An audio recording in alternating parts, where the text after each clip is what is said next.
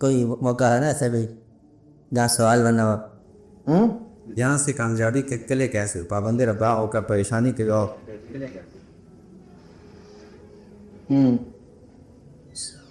نہیں اچھا، میں نے پہلے بھی کہا تھا پابند رضا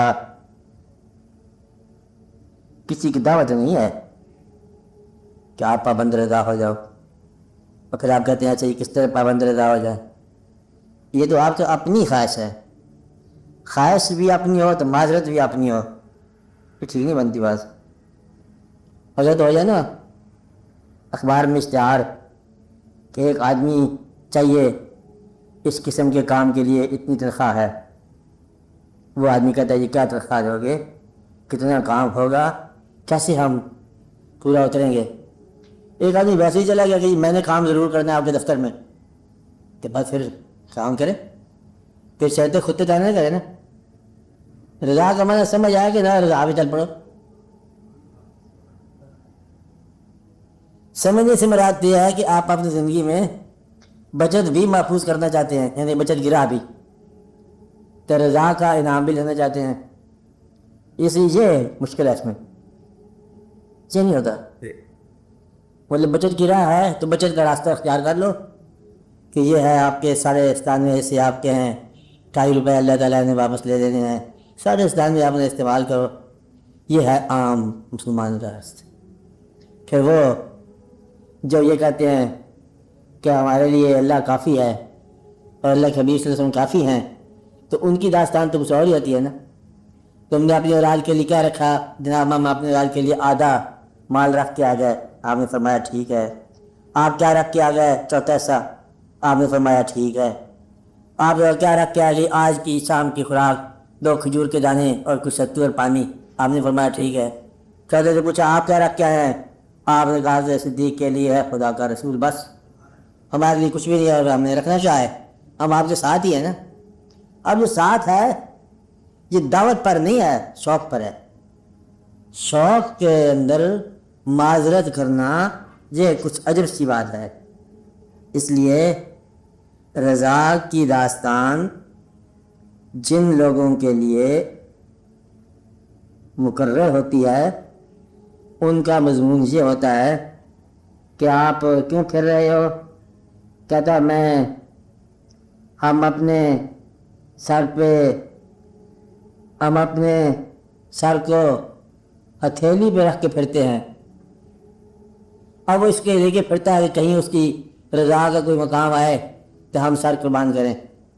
ایک اور آپ کو شعر یاد ہی ہوگا، ہما ہوان صحرا سر خود نے آدھا برکف با امید کے روزے شکار خواہی آمد. اچھی بات ہے نا. تو مقصد یہ ہے کہ ہم تو وہ آہو ہیں، ہرن ہیں کہ اپنی گردن اپنے ہاتھ پہ رکھ کے پھرتے ہیں. چلو شکار کے لیے کبھی آئے کوئی رضا کے لیے بات مانگے تو پھر ہم پیش کر دیں. تو وہاں یہ نہ کہہ دینا کہ جناب شریعت کا حکم ہے اپنا حصہ 2.5 روپے چکو باقی سارے سامنے کھڑے والے کر دو. تو یہ تو رضا والوں کی بات نہیں ہے، ان کی تو اور ہی داستان ہوتی ہے.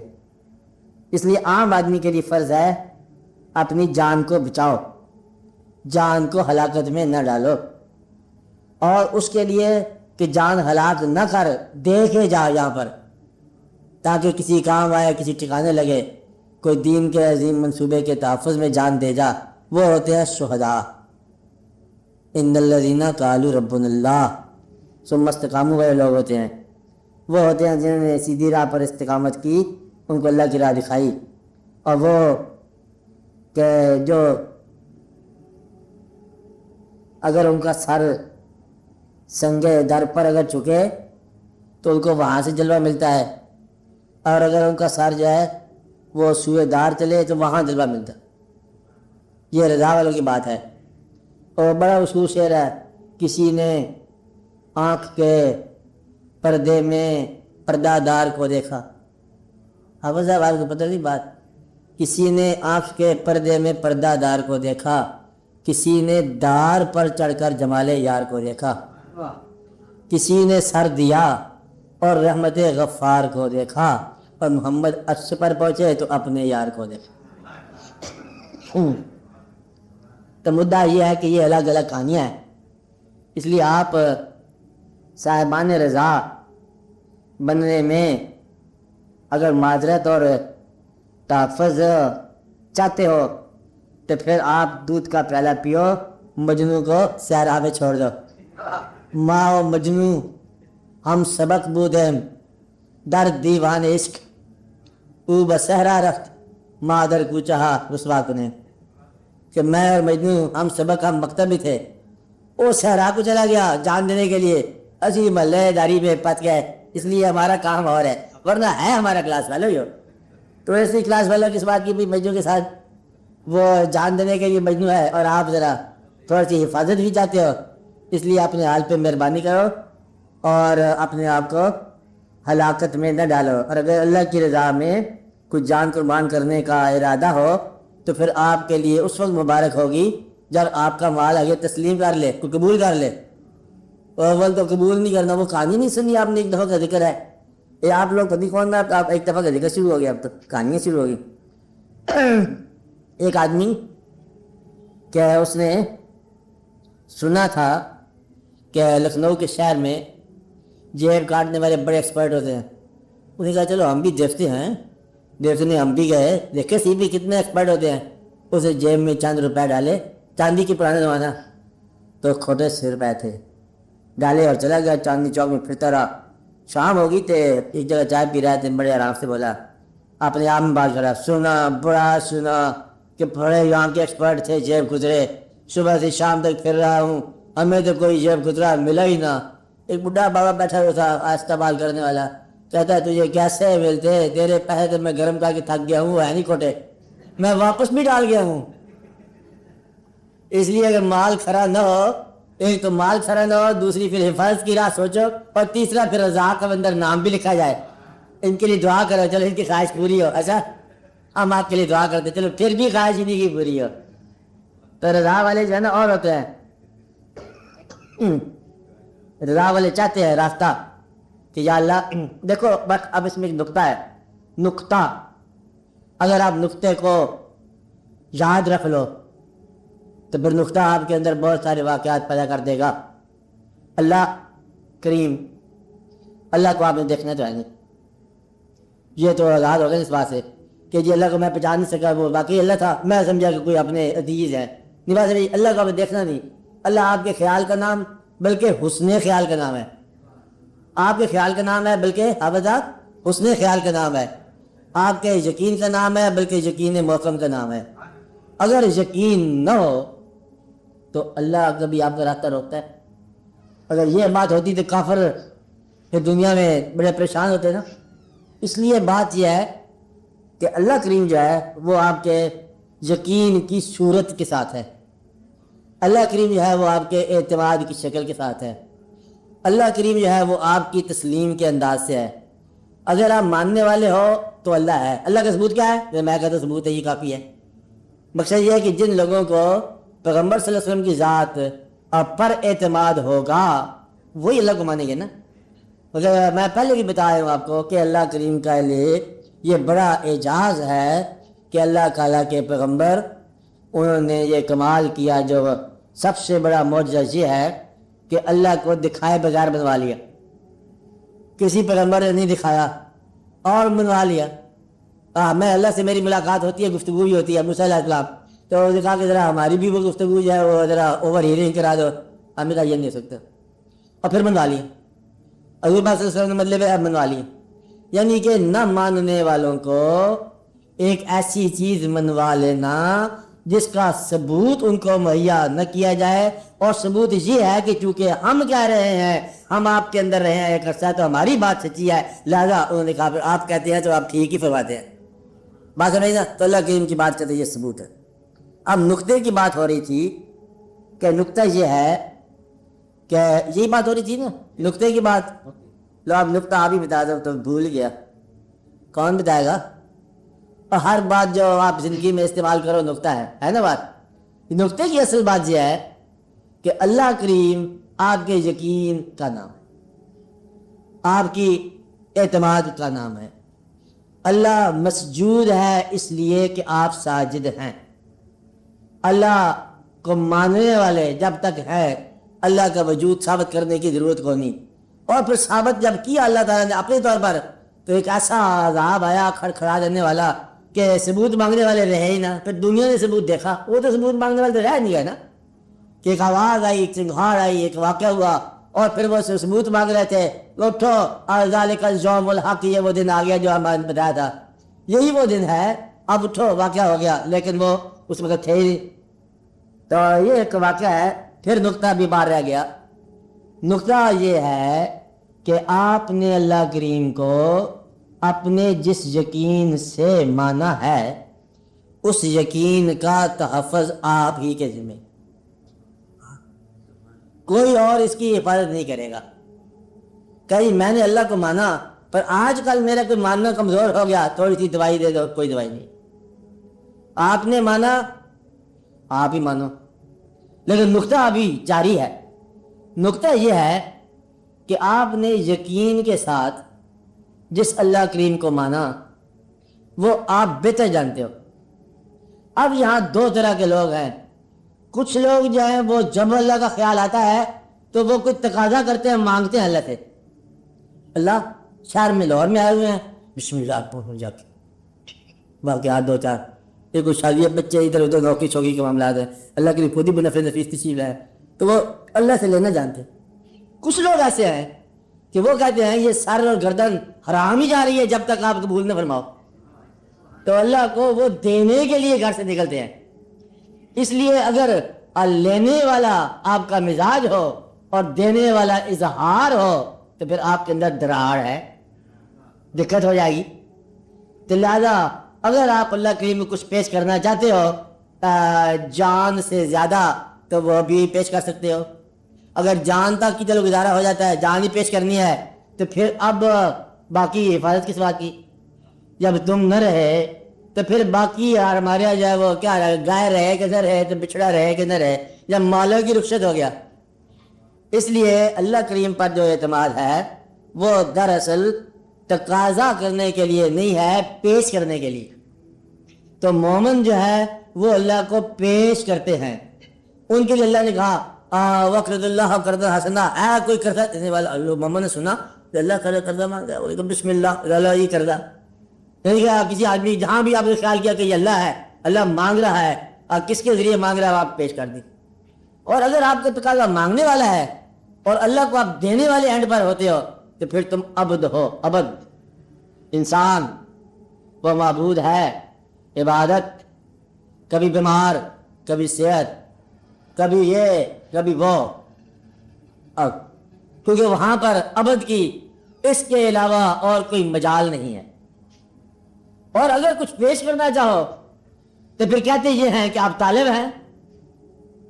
تو طالب جو ہے وہ زندگی میں سب سے زیادہ مطمئن اور خوش تب ہوتا ہے جب اس کا محبوب اور مطلوب اس کی کوئی چیز پیش کی ہوئی قبول فرمائے.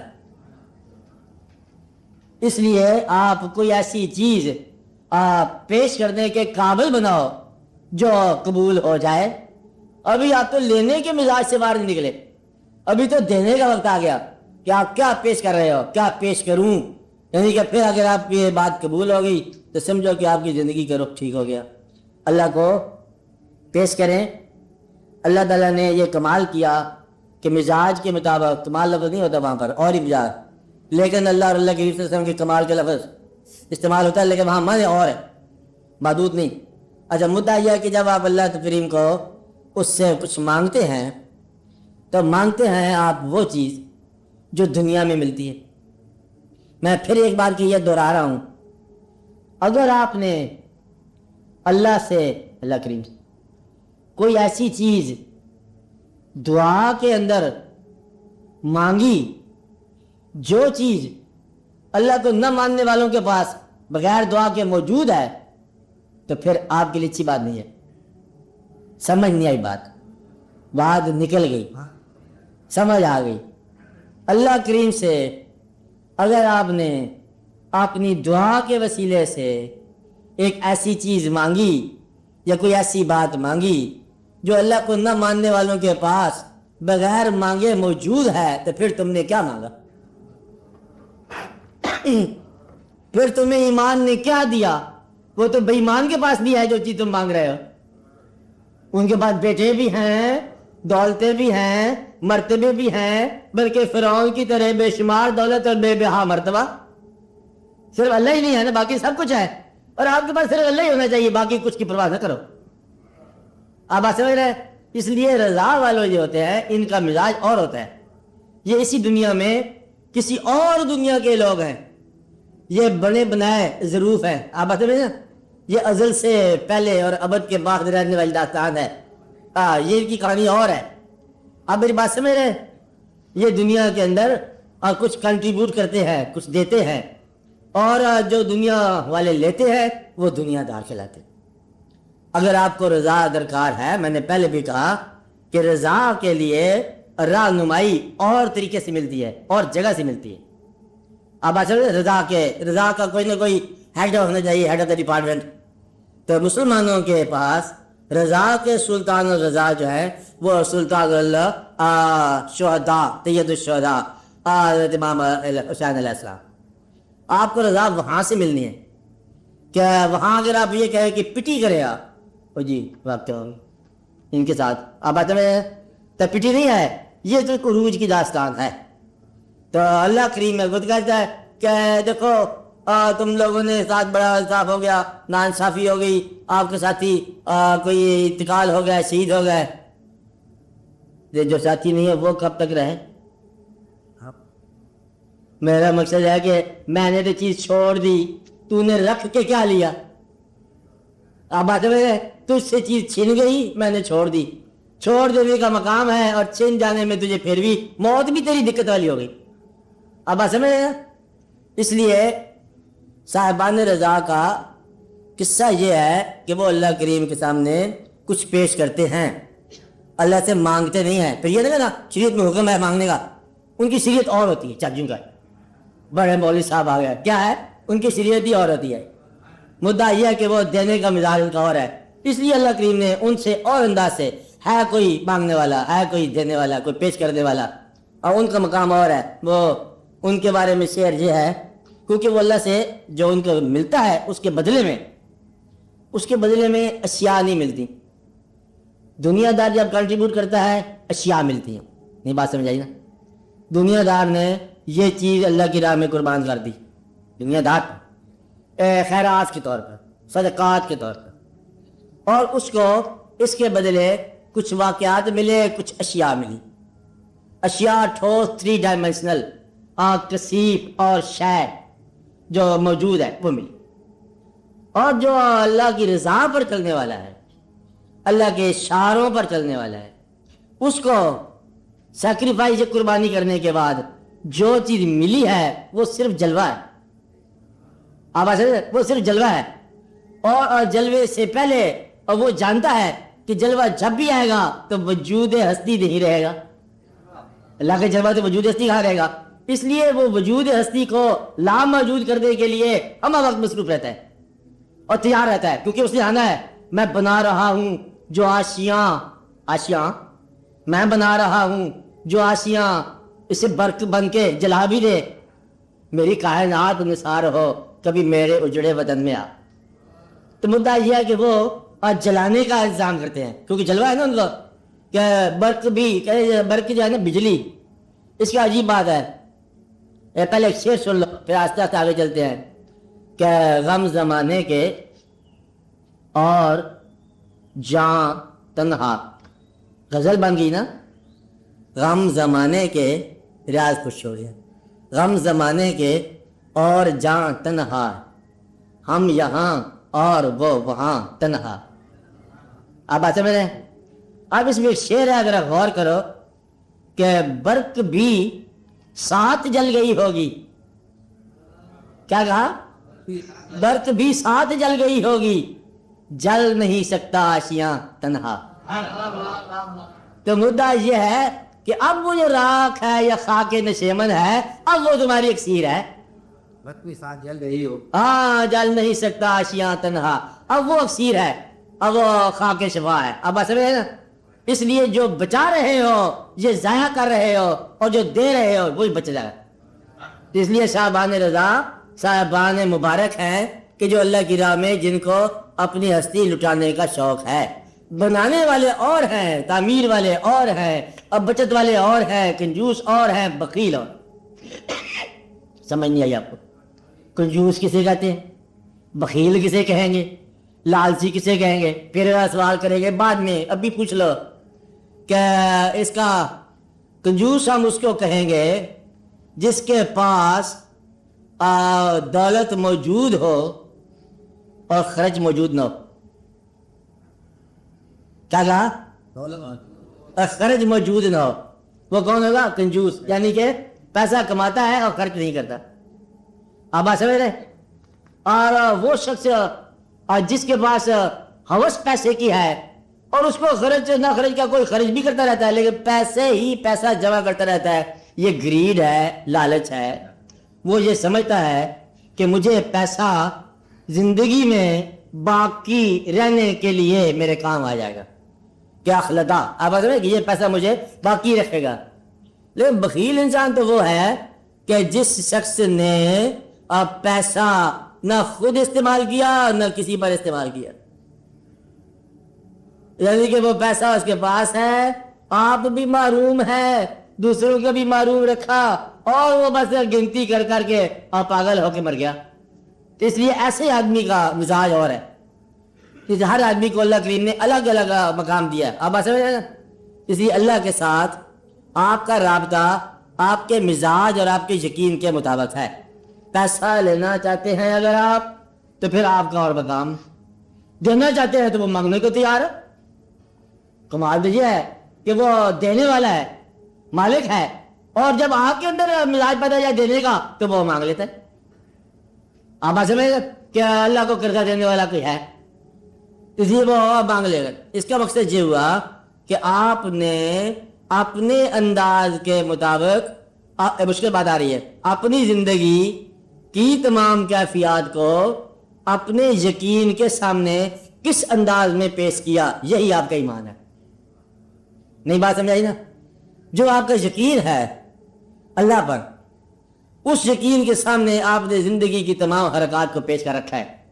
اگر آپ نشان لگائے بیٹھے ہیں کہ ایک وقت آئے گا اللہ دے گا، تو پھر آپ کا یقین جو ہے تمنا رکھتا ہے، خواہش کرتا ہے، کچھ لینا چاہتا ہے۔